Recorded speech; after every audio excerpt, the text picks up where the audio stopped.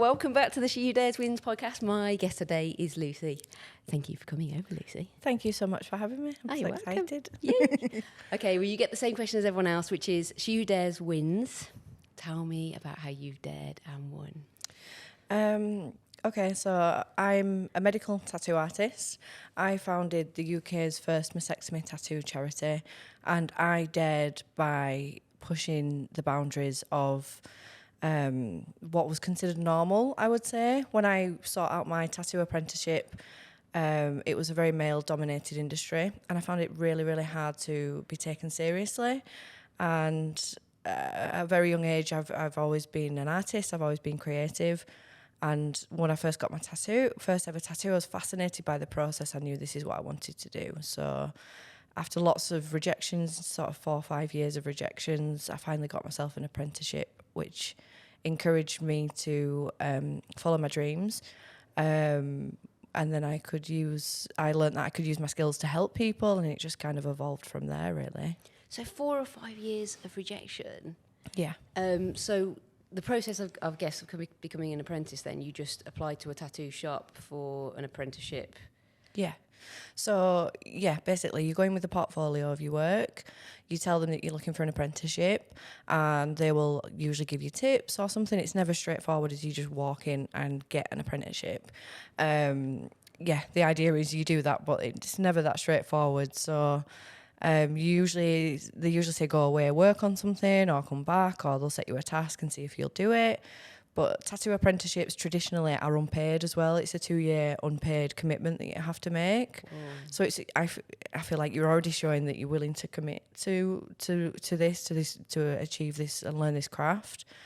But yeah, it was all men that I was finding. I never saw a woman tattoo when I was looking, a woman tattoo artist when I was looking. So but I knew this is what I wanted to do, so I didn't give up. Amazing. And what? So who gave you the opportunity? An angry man in a small town. You wouldn't expect that. No, he was okay, but he had his issues. He'd had a very traditional tattoo apprenticeship, so sort of 20, 30 years ago. It's really hard to. Okay, so because there's no regulation or anything in the tattoo industry, you're treated like a shop slave, basically. Okay. So he was very bitter about his tattoo experience, his Right. tattoo apprentice experience. He used to have to carry like 20 rolls of kitchen roll on his head and things like that, and do like the shopping and stuff for his mentor, you know. And I think he had a little bit of that mentality in him, like I had to do this, so I'm going to make you do this. So, but I started getting tattooed by him because there was he gave me a bit more than any other tattoo studios did. So I was like, okay, this is an in. So if I start getting tattooed by him, he might actually give me an apprenticeship. So that's, I think, how I got my in with that. But it was very interesting, to say the least. It's interesting you said that, because I think I can relate to that in construction, in that quite a few, I didn't do an apprenticeship, but I worked with other apprentices. Is that the right word? I don't know. Yeah. Kids that did apprentices, anyway. And they were sometimes treated horrendously. Yeah. And when I would kind of tackle the guys that were treating them poorly, they were like, well, I had to do it. And it's like, back in like the Stone Age. Yeah. Like, this has to change. Yeah. But you went through that apprenticeship then, and then did you go into traditional tattooing? Yes, that's what I started off doing. I just wanted to create art. I was actually told by my dad, who I actually say this to him quite often. So my my family, one side are farmers, one side are artists. Okay. So I've had a really beautiful upbringing on both sides. I'm really lucky that I've had that in my life. My dad's a very hardworking man. I remember leaving school at 16 going, I want to be an artist. And I remember him saying to me, and we laugh and we joke about it now, kind of. I remember my dad going, an artist isn't a real job, Lucy. And I was like, I guess, he's successful in what he's done, so maybe he's right. So I had every other job going, and then and it was just never enough for me. I just had this longing that I needed to create art. So when I got my second tattoo, I was fascinated by it, and I was like, this is how I could be an artist. This is a job. This is how I could make money. So yeah, I started off drawing and just tattooing, sort of regular tattoos, and that was my dream come true. I was really happy to do that. That was feeding my soul so much, and it wasn't until I discovered scar cover-up tattoos a few years in that I was like, wow, you can actually really help people with this. Like, I can still be creative and do what I love, but I get to help people too. So that really took me on a different journey as well at that point.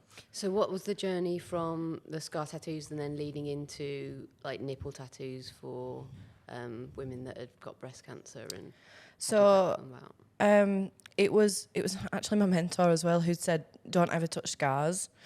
So it's after I left him, I was working on my own in a very small space. I just wanted to tattoo, and I was asked by a couple of people to do scars, and I was a bit nervous to do it. And I did some research and sort of said, you know, I'm new to this, but I want to do it. Let's just take it slowly, and we'll assess the healed results, and we'll kind of go from there.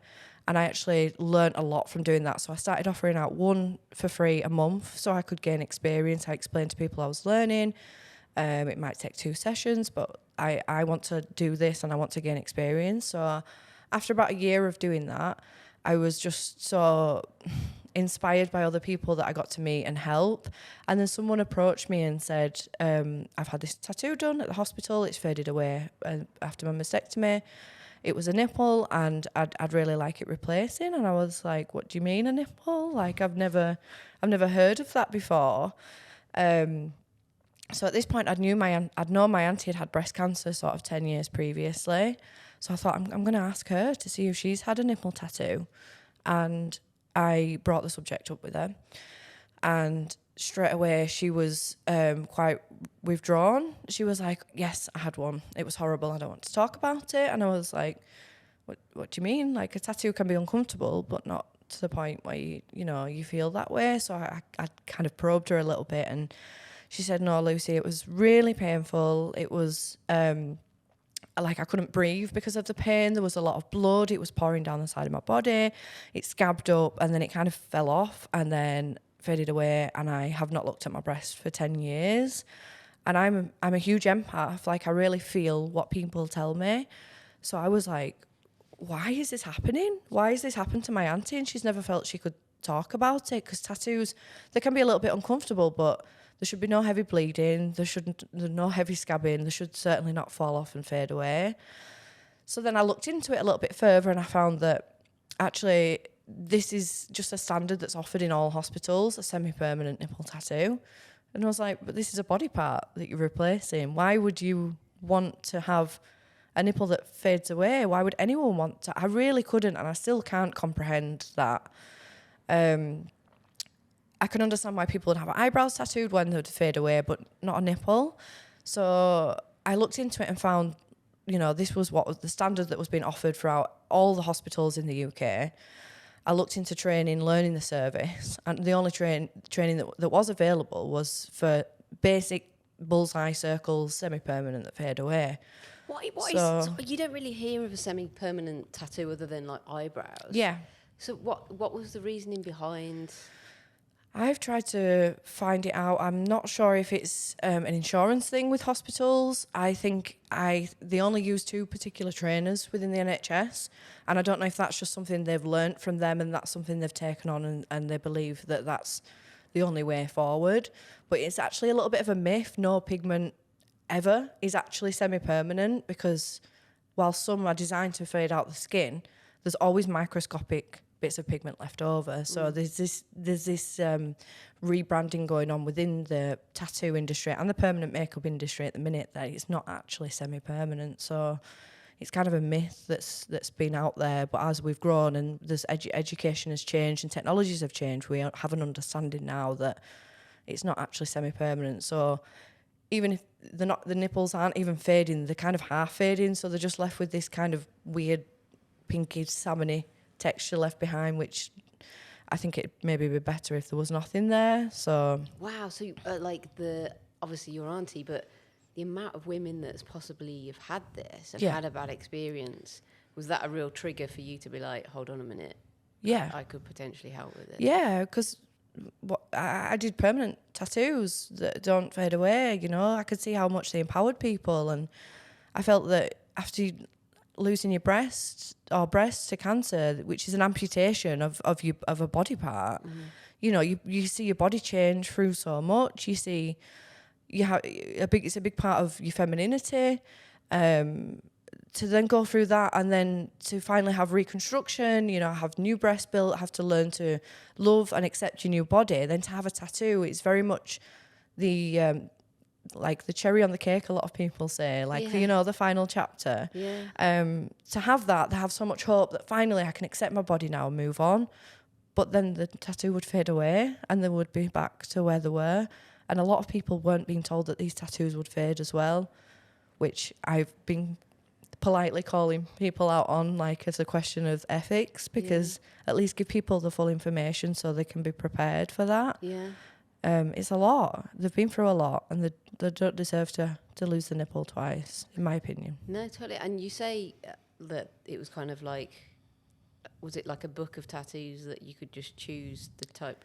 I feel like you were going to describe it as like it's like 1, 2, or 3. Basically. Oh, right, okay. Yeah. So they usually have sort of, because they use a set amount of colours. It's usually 4 colours that are not very natural at all. And they kind of use a circle stencil. So they have a small circle in the middle and a big circle on the outside, if they're lucky. Sometimes it's just a circle on the outside. So a lot of them look kind of like bullseyes. So there was no element of realism there. There was no element of 3D there when I first started doing this. And I totally understand that people were doing the best to their ability, to the training that they'd received. But again, the training that they received was like a 2 or 3 day training course, and they didn't have any tattoo experience previously. Oh, wow. Which Holy shit. that's kind of crazy to say that it takes us 2 years to learn to tattoo healthy skin, and they're allowed to tattoo scar tissue. Honestly, it's crazy. It upsets me, does that? It really does. And that's like an NHS service? That's the standard that they offer. Holy crap. Yeah. That's really scary. Are we talking like recently, or still ongoing? This is still ongoing. It's still ongoing, but since COVID, because the service is considered cosmetic, so it's not prioritised. It's not considered life-saving, which I can understand. But we've done surveys, we've tried to gather data on this subject through the charity, to say, actually, no, I know from my personal experience that this is essential to people's well-being. I was going to say, it might not be life-saving as in like physically, but mentally. Yes, exactly. It helps people accept their bodies. It helps them feel confident again, which has an impact on how they feel about themselves, how they feel in the relationship, how they feel around the children, at work. You know, it has a huge impact on people. People literally count down the day so that they can have the nipple tattoo. So they can just be like, right, that's it. I kind of feel normal again now, and I can just get on with my life, because cancer it's a lot. It's a lot for people to go through. So yeah. So your first kind of like experience of giving someone a nipple tattoo, like what was that like for you? So I actually travelled to Texas to learn how to do this, because there was no one offering the training that I was seeking. Okay. So I went on my own over there to meet with some people, and I was in a class of, I think there was 5 of us, and the other women that were there training, they were all permanent makeup artists, and they already did nipple tattoos, but to a low standard, and that's why they were in this class, to learn how to do it realistic. So I was very nervous, very much out of my comfort zone here. I'd only been tattooing a few years, but I just felt really drawn to this, so that's why I was there. And we did all the practice and everything, and then on the first day of training, the models came, and the trainer sort of said, right, this lady here, she'd had a unilateral mastectomy, and her natural side was quite large, so her reconstructed side was maybe half the size, so there was a lot of size difference there. Her surgeon had actually refused her a tattoo because he said there's too much asymmetry and I don't feel like I can do it justice. So I was like, well, this is a really hard one. This is like... It's not an easy first. Yeah, so then the trainer went, right, Lucy, you're up first. And I was like, I've never done one before. Oh, it was like so frightening. So I was like, okay, right. She obviously believes in me, so I'm going to I'm going to do this. It's going to be fine. So I had everyone sat around me, and I remember feeling so nervous. But I did it. I did the tattoo, and it went well. Obviously, I had tattoo experience, so it wasn't like I was learning to tattoo for the first time. And this lady looked in the mirror afterwards, and she just burst out crying, and I burst out crying. I'm not going to cry, honestly. And it was just so special. She was so grateful for this physically small thing. Yeah. But it meant so much to her. Yeah. I remember going outside afterwards, and I just called my mum in tears. I was like, Mum, this is what I'm meant to do. Like, I know with all my heart that this is what I'm meant to do. It was really special. I'll never ever forget that. It was just like I'd found my calling, you know. And you can't go back from that. Like, no. To have something that you enjoy that gives someone else, like... Yeah. Yeah. That is literally the dream, isn't it? Yeah. You know, like, it's so special. I feel so honoured and privileged. I've been doing this work for like 7 years now, and every day I'm so grateful that this is my job, you know, and I get to help people, and through the charity we get to help even more people, you know. It's so special, it really is. So coming back from Texas and then getting into this line of work, how did you do that, and then how did the charity come about? So I was working with like a women's networking agency at the time, and I went to an event, and I spoke to someone. She was like, "This is a really good story, Lucy. You should really get it out there." And I was like, "Oh, I just did it because I wanted to help my auntie, and I wanted to help. I didn't know that there was a need for this service at that moment." She was like, "No, you should celebrate this. It's a really positive thing." So I was like, "Okay." So we wrote a bit of a story and sent it to the press, and it got like amazing recognition. So people from all around the country, like I'm literally talking the top of Scotland, I'm from Brighton, were travelling to me. I was offering these for free. I think I did my first 50 for free, and I was just so grateful to be trusted. And a lot of them were the same. They were telling me about the hospital tattoos. They'd had them done multiple times. They were like, I just need to be able to move on from this. So I was doing them on my days off, and then the demand was just becoming so much. I was like, I'm struggling. I don't want to charge these people, but I'm my regular tattooing paid for it. But there was like a crossover, and my family have always done lots of charity work. My mum had been like a director for the Samaritans for a lot of years, so she'd had a lot of charity experience. So I sort of said, do you think we could start a charity to cover the costs of these treatments? And then we could maybe get more artists doing it, and we could have a directory so people don't have to travel as far, because, I mean, it's really nice that they will, but not everyone has the luxury to travel twice from the top of Scotland to Bradford. And my family were really supportive. They were like, yep, let's do it. I did not understand what would go into running a charity at that point. I just really wanted to help. So yeah, that's when the Nipple Innovation Project in 2018 was born. Which again, we got loads of support from people in our communities, the breast cancer community, the tattoo community. Yeah, it was just something really beautiful was born, which I didn't really understand the impact that it would have at that time. So now do you have a network of people all around the country, or are you growing towards that? Yes, we're growing towards it. So because of what happens in hospitals, we've had to set a very high standard. So we have to ask each artist to meet that high standard. And there's a lot more people doing this work now than when I started. I think I was the first recorded one that was doing 3D realistic and permanent nipple tattoos. So there's been quite a few more people trained since. So we've got people dotted around, and we've got like a bunch of people waiting to join, and I'm now training people at my academy. So the goal is to have someone in like every city, basically out of every county, to make it really accessible to people. So, but we won't rush into that as well. We won't compromise on the standard that we've set for the reasons why we exist, you know. And so the idea to have this as a charity then, in that anyone that wants it can have it for free. Yeah. Is so amazing, because I guess really, if someone saw a massive need like you did, so many people coming to it, it's quite an easy thing to cash in on to quite vulnerable women. Yeah. But for you to do that is amazing, because it's like a second level of you're helping people, but then you're extra helping people. Yeah. Because you don't know what they've been through, Yeah. and that's a way. So how do you get supported with? Obviously, you need donations. Is that correct? Yeah. We try and do at least 1 or 2 fundraisers every year.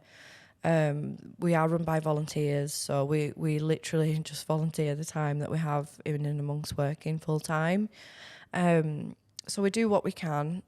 We try and ask people if they're in a position to maybe pay it forward a little bit, redonate if they can. And we ask each artist that joins our directory if they can host a little fundraiser for us once a year, because that just helps build into the pot. Since we've been registered, there are grants and things that we're eligible for. We've had support from the National Lottery Fund, which was really, really helpful for us to be able to cover our core costs. And I'm really excited to say, so the goal was always to say, like, we'll take over this from the NHS. Yeah. So I'm really excited to say we've just partnered with Bradford Teaching Hospitals, who've asked us to take over the service. Oh, incredible. Which is the dream, really. They can't, we went for a meeting with them and they were like, we just don't have the time to do it, to dedicate to learning it like you can. We don't have the time, surgeons don't have the time to put into it the resources. And it's we know that it's important. So if we can outsource it to you, then that's fantastic. So that's a huge step for our charity, and that's opened up lots of connections now, which I'm hoping we've got people like in senior roles within the NHS who are volunteering with us, which is so kind. And they're like, right, let's get you where we've got artists now. We'd like to roll this out to other trusts, basically, because I've had people get in touch locally from Bradford. They've been like, okay, can I apply for funding? I'm like, yes, of course. And then I think one lady last week said, I've got my letter from Bradford, so the NHS can fund it, which is amazing. It's amazing for us as a charity, because that bit of money can go to someone else now. Who's not supported in their area. Yeah, basically. God, that'd be the dream, wouldn't it? To get national kind of like. Yeah, we'll do it. Yeah. We're going to do it. Yeah. Oh, that's so good. I just love how this story is like pulling together from a real like passion. And, yeah. It's so special. It's so humbling, and I count my blessings every day. But it just means that people get to have that, they get to, for such a physically small thing, it has such a big impact on their whole world, really, their whole life. And I feel like everyone should have access to this the first time, every time. And I do feel like we're on our way to achieving that now for the people that need it. So I'm really proud of that. Oh, incredible. And I imagine the stories that you hear, like, anyone that works with cancer patients, like, I don't know how they do it, because it's just hard, isn't it? Yeah, it's a lot. It's, I always like to give people the space to share their experience, because I know that I don't know firsthand. I've had family members, both sides of my family, go through cancer, and I've seen how hard it is. And there's a lot of trauma that they carry. The body holds trauma, it carries that with them. But I always like to give them space to tell me the story, and then I'll kind of try and reframe that at the appointment. I'll say, well, this is a really positive place to be in. You've overcome cancer, you've beat it, you've gone through all your surgeries, you've now healed. And now you're taking ownership of your body on your terms. And when I kind of say that to people, that they don't really think of it like that sometimes. And you see them thinking about it. And because it takes 2 sessions to complete these tattoos, I swear every single time when they come back for that second session, they are skipping through the door. They've got a sparkle in their eye, and they're just it's such a beautiful thing to see. And you can just see how this little tattoo has it really has. Or the partner will come in and say, Lucy, please, I just need to say thank you for what you've done for my wife. And it's like, I don't want any thanks, I'm just doing my job. This is what everyone should have, but it's really nice to hear that, and really special to see. It really, really is. Imagine like body confidence as well, like to go through that. Is there a process in, and obviously when you get a tattoo you choose your design, is the same thing with like a nipple tattoo, or if they've had one breast removed, I work at creating a portrait of the natural side. If they've had both both breasts removed. I always say, did you take any photos beforehand? We can use the photos, recreate your natural nipples. Or I do have like some like fake skin tattooing on fake skin. So I have like a selection of those in my studio. Or people will look on my website and I'll say, have you got a preference? If some people are like, yeah, I want this kind of nipple. Or people are like, just do what you want, Lucy. So I can just get creative with it, which is cool, which is really cool. Amazing. And the other side of your, like, so in your, I guess, art side of tattooing, like, what do you have a certain style for that as well? Or do you just, for your main line, I say main line of work, the work that you do outside of nipple tattoos, like, is there a bit of a, I say crossover, but what do you have like a style for that as well? Or I've always kind of done a bit of everything. I really love, previously I loved doing like black and grey animals, like realistic animals. That's something that I've always drawn, like when I'm drawing or anything. And then recently colour realism, that's something that I really, to be honest, I've had to stop taking on bookings for tattoos because I'm so busy. Yeah. That's amazing. Which is crazy because I'm so grateful for all the customers that have supported me and who have become friends over the years. But this is my passion as well. So I've had to put a stop to that at the minute, and I'll only take on like scar cover-ups now, things that really like set my soul on fire. Yeah. And then it was a hard decision to make. But I'm hoping as maybe I grow and I can get more people working with me, I might be able to step into it a little bit more. So yeah. And I've got to ask, what's your dad's opinion now? He's very proud of me. Very proud. He'll talk about me in the pub. He'll tell people about what I do. Yes, he's very proud. So yeah, it's funny. I like to bring that story up every now and again. He says, I never said that. I'm like, yeah. No, but I think it's really important because I think, and I don't even think it's a generational thing. As young girls, it is so important that we see, artists like yourself doing, because everyone kind of has that dream. Yeah. And I had my guest who was a friend who's a guest on here, Zoe, and she said, you kind of know your dreams when you're like 13, 14, 15, and then you forget them and you lose your sight. And I think, sometimes parents have the greatest influence on that. Yeah. And it is hard. Like, imagine you're a parent, I'm a parent. Yeah. You do think, that's not the most easiest of routes. Yeah. But you got to give people a chance because what can happen? Yeah, exactly. Yeah. Exactly. I'm glad though. I'm glad because the jobs that I worked in. So when I was doing my apprenticeship, because it was unpaid, I worked in a nursing home on a night. So I was like, I learned a lot from the real life. I worked in call centres, I worked in shops. I learned a lot of skills from that, which I think have helped me into opening my own businesses and running a charity. If I'd have gone straight into tattooing, I wouldn't have had all of that knowledge and experience, life experience. Yeah. So I think in a roundabout way, it was probably a good thing. Yeah. I did get a proper job and I did do it the right way, but what you've got is a proper job. It is. Yeah. It's the dream. Yeah. Oh, amazing. I'm absolutely in awe of what you do. Thank you. If anyone wants to kind of like help raise the profile of what you're doing or even donate, like what's the best way for them to do that? Probably to get in touch via our website, which is www.nipcharity.org. Okay. There's lots of information on there and you can contact us through there and we'll always support anyone that wants to help support us. Amazing. Thank you so much for coming and sharing your beautiful story and for everything that you do. Oh, thank you for having me. You are most welcome. You embody She Who Dares Wins, and therefore there is a little hoodie somewhere. I know it's not hoodie weather. Where did I put it? I took it off you, didn't I? And then I moved. Oh, it's over there. Let me go and grab it for you. Oh, thank you so much. You are most welcome. And if it's cool with you, you okay to do like a little bonus round? It's like 5 minutes. Yeah. Wicked. Oh, All right. thank you. Yeah, you're welcome.